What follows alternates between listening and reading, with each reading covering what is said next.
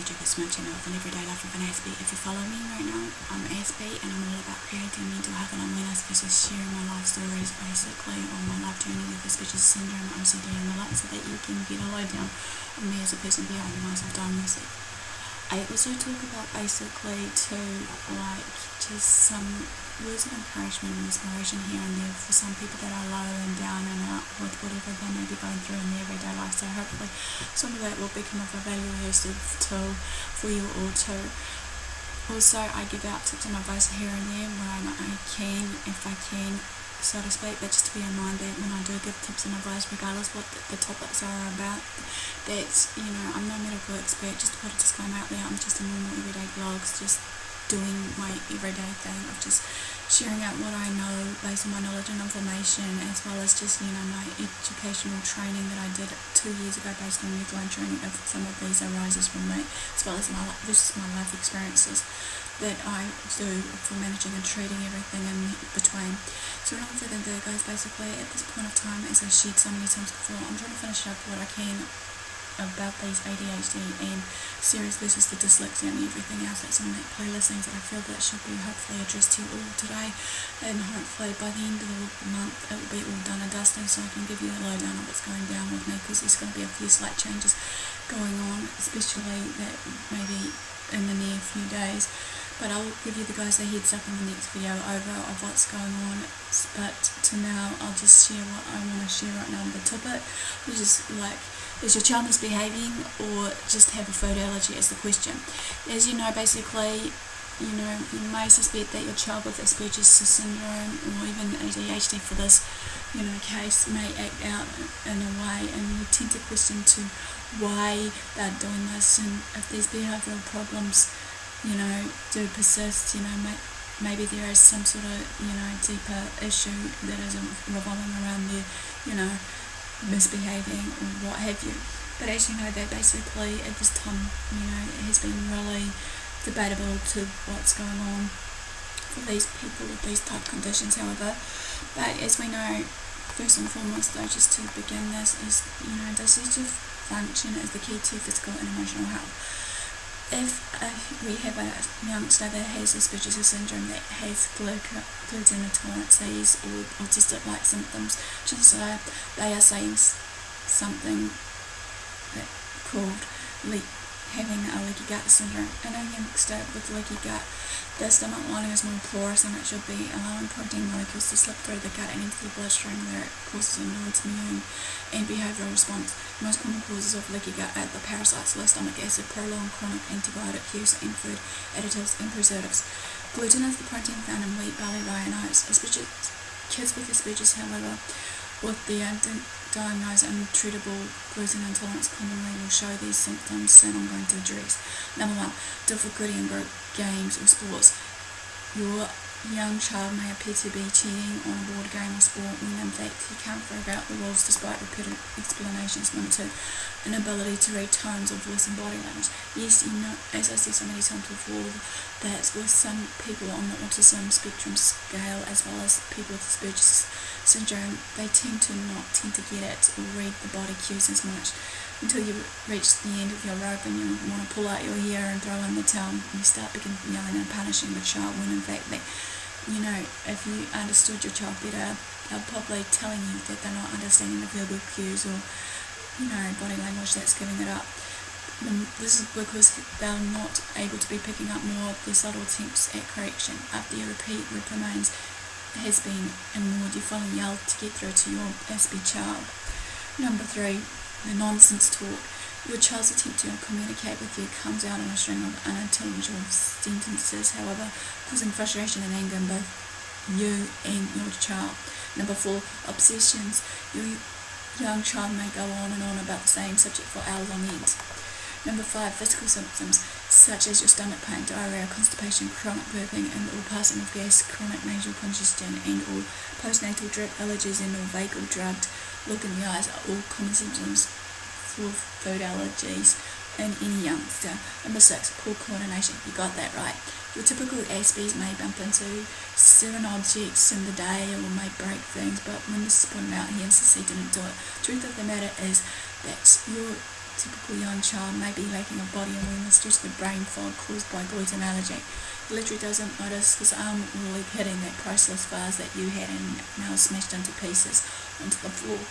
Number 7, self-destructive behaviour. Frustration with being misunderstood and or not understanding others may cause this youngster of yours to hurt out or cut themselves. Number 8, social difficulties.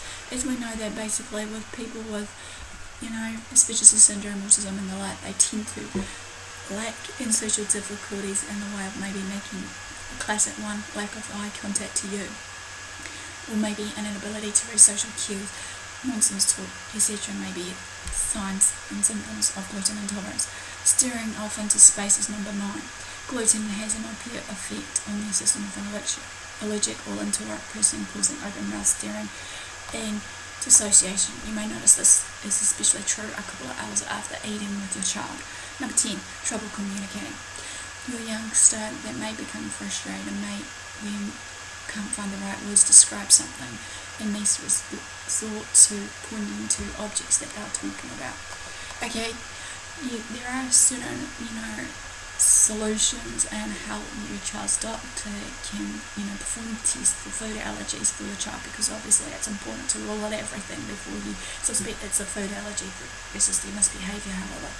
So therefore, the tips here I'll give you is, number 1, obtain a detailed history of and perform a complete physical examination. They will, and in that they'll formulate and the suspicion of allergy based on the history and physical findings, and then they'll rule out any other possible causes or symptoms.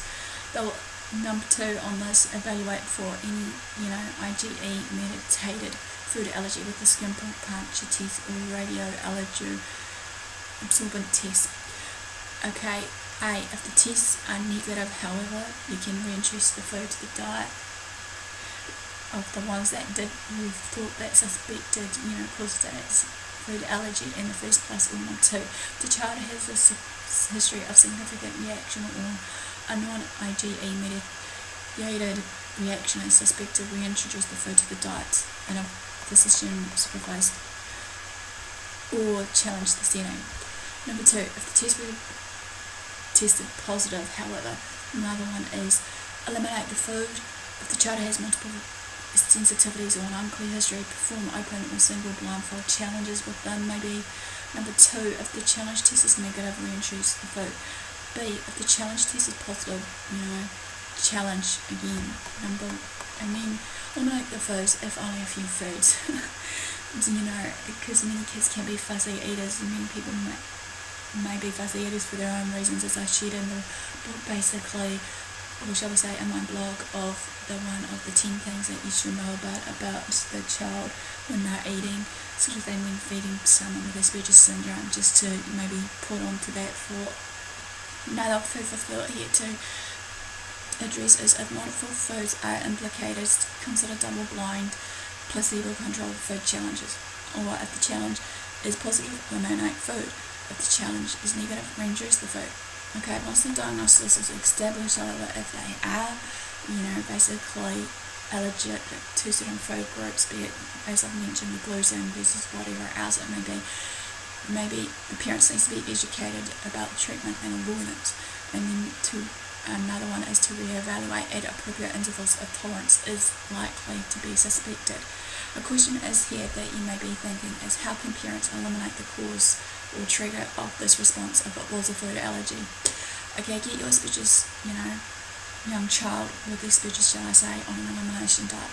As we know, an elimination diet can be the most easy method for figuring out what the youngster is reacting to. However, the tip and advice here for this is, for 1 week, serve only bottled or distilled water. Number 2, brown rice, not enriched white rice that has the white flour in it. Number 3, maybe some quinoa or amaranth. Number 4 is fresh fruit, excluding the citrus that is eaten more than twice per week. Number 5, fresh vegetables, excluding the corns, peas and beans. Number 7, organic chicken and turkey. Even if you can't, afford that, just at least some of that to incorporate. For that 1 week method, basically, when you're doing this food, avoid the following: all dairy products, use rice milk instead, processed foods, bacon, sausages, tuna, and any prepared meat, caffeine of any form, chocolate, citrus fruit, eggs, foods colouring and dyes, MSG, nuts, peas, beans and corn, soda or cola, sugar and sugar substitutes of any kind, wheat, oats, rye or barley. As we know, basically with some of these bits and pieces, as I said, it does affect the people with autism as well as people with ADHD if it was some sort of food allergy versus food intolerances. So again, it's important to rule out this section, as I said, and try it and see how we go. It is important at this stage that there is no cheating involved during the 1 week period when you're doing this food elimination diet. The culprit food has to be completely eliminated from the body, and chances are, if you have a young child that has been compromised or has a compromised digestive system, it will take longer for these allergens to fully exit the body, so you're left with a clean slate on these foods to reduce. The best way to find the foods that will get you through this challenging diet change is consult your local health food stores as well as your doctor, as well as any dietitians and specialists that obviously will specialise in these areas of gluten-free diets. Maybe even though in here in New Zealand, however, with gluten-free based products, it can be more pricey, but it might be well worth it to try it anyway, just as I said, for the first week, and then if it doesn't improve, then try some other list that I'm going to list to you all in a minute. This will prove most helpful in the process.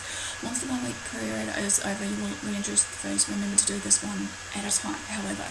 Also, to be in mind, as I said before, one of the suggestions may be to keep a food diary of what your child eats and doesn't eat, maybe, and then again do this elimination diet that I'm introducing to you right now. Continue to follow the elimination diet, but now reintroduce the food such as cheese, and make a list of any symptoms that your young child may be exhibiting or showing. If none, this is awesome. 2 days later, introduce another food, say wheat, and note the reaction, if any. Then try eggs, and so on and so forth. A couple of days later, try nuts, and so on. When you find the problem food, you will definitely know. The symptoms will return with a vigilance. Just remember with your young child, though, how it may be allergic or intolerant to several different foods. So when you notice a reaction, remove that food from the diet. Wait a day or two more and reintroduce the next food. The most common food allergies and intolerances are wheat, gluten, dairy, egg, soy, nuts, citrus, sulfites and fish. So you may want to introduce these foods first.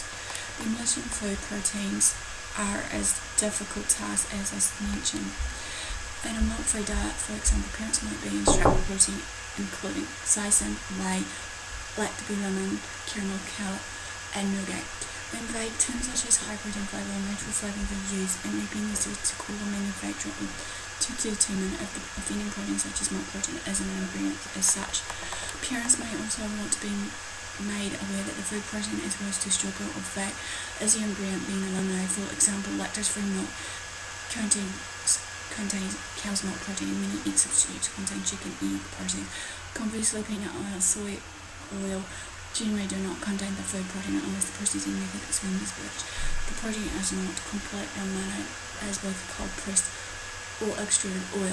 Elimination of a particular food can be tricky, however. For example, a spatula used to serve cookies both with and without peanut butter can contaminate the peanut-free cookie with enough protein to cause a reaction. Similar contamination can occur when chocolate candies without peanuts are processed on the same equipment using for making peanut-containing candy. Hidden ingredients can also cause a problem, however. For example, egg white may be used to glaze pretzels, or peanut butter may be used to seal your eggs or egg rolls. Fortunately, kids with these species often lose their sensitivity to most of the common allergenic foods such as your egg, milk, wheat, and soy in a few years' time, particularly with the avoidance of these foods that I've just briefly mentioned. However, positive skin tests may persist despite the development of clinical tolerance. Serial diagnostic food challenges over time are often helpful in managing these food allergic kids. Unfortunately, sensitivity to certain foods such as peanuts, tree nuts, fish and shellfish is rarely lost, and sensitivity persists may right into the adulthood. As you know, basically, certain diets do affect certain aspects.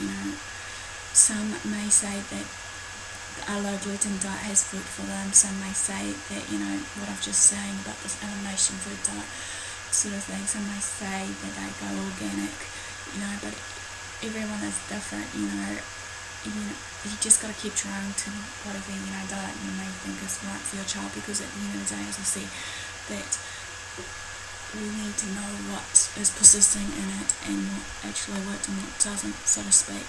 So, in all further ado, guys, basically, I hope this part of it has been of help to you, regardless what it may be, and hopefully that, with the challenge of this, maybe doing this elimination diet, if you have a child with Aspergers syndrome, that it will be of beneficial to you guys to try out.